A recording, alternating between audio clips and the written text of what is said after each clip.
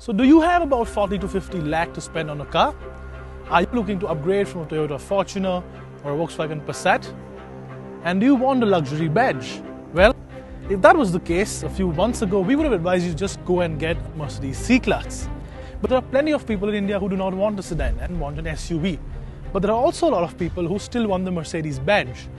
Now sadly, in the 40 to 50 lakh category, Mercedes never had an SUV to offer. They had the GLA, which was much smaller and cheaper, or you could get the larger and more expensive GLE. They did have something called the GLK in the international market though, but that was only available in left-hand drive and never made it to India. But now the GLK is gone, it's out, and what you have instead is this, the brand new Mercedes GLC. And if I had just one line to explain you what this car was all about, that'd be really simple. It's the SUV version of the Mercedes C-Class.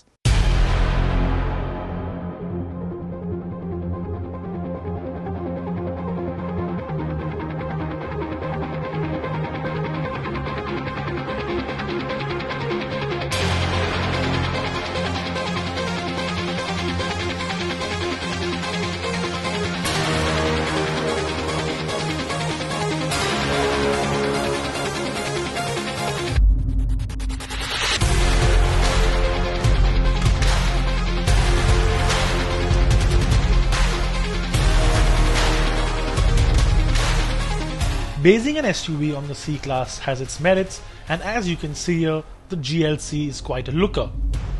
The prominent two-slat grille looks classy, and the headlamps get LED lights and daytime running lamps. The front bumper houses a large set of vents and a very prominent chrome skid plate. Although the front end does look very classy, it could have been a bit more aggressive to accentuate the SUV stance. Thankfully, the 18-inch wheels and the plastic cladding make the rest of the car look very SUV-like. Other nice touches include a brushed chrome finish diffuser and chrome exhaust pipes. The rear, which is inspired lightly by the C-Class coupe with its horizontal tail lamps, wraps up the package quite nicely. The GLC and the C-Class pretty much have the same interior, and we've had a C-Class long turbo in the past, so all of this looks very familiar to me. But yet, every time I get into one of these, and we've been driving them for the last 2 days now, they still feel so fresh and it still feels so inviting. And I love the fact that you get this gloss wooden finish on the center console, and the quality of the switch gear is absolutely brilliant. The aluminum bezel on the AC vent and just the other switches right here, they're really good to touch and just feel really high quality. That said, what we have here today is a silver colored car, and it gets the black interior package, which we think appeals to a sportier younger audience. If you're the kind of person who likes the beige and the brown a lot more, you could opt for a different color and you get that. And the beige and brown does make the interior look a lot more airier and a lot more premium than the black does. Now yes, I know that we repeat ourselves a lot when it comes to reviewing luxury cars in India, but most of the people who actually buy these will spend a lot more time in the back seat than they will in the front. So let's get into the back and see how comfortable that is. Now, one of the advantages you have with the GLC is that getting in and out of the rear is really easy because the seat is a little higher than usual. So if you're an older customer who finds it difficult to get in and out of really low stern saloons, this is a better option for you. The rear seats on the GLC are really comfortable, primarily because of a really nice backrest angle. And you have a lot of leg space, a lot of wiggle room for your knees because these front seats have been scooped out.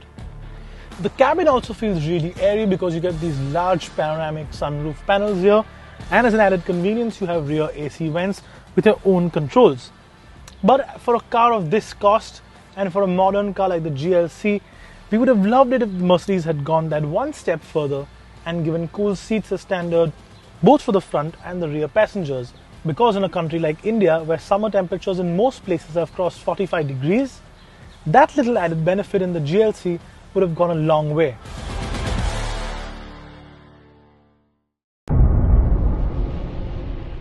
The GLC comes with both petrol and diesel engines.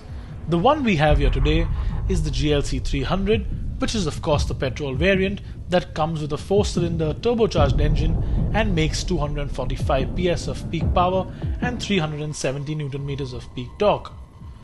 Of course, the engine is mated to a 9-speed dual-clutch gearbox and an all-wheel drive system that takes the GLC 300 from 0 to 100 km an hour in a very quick 6.5 seconds.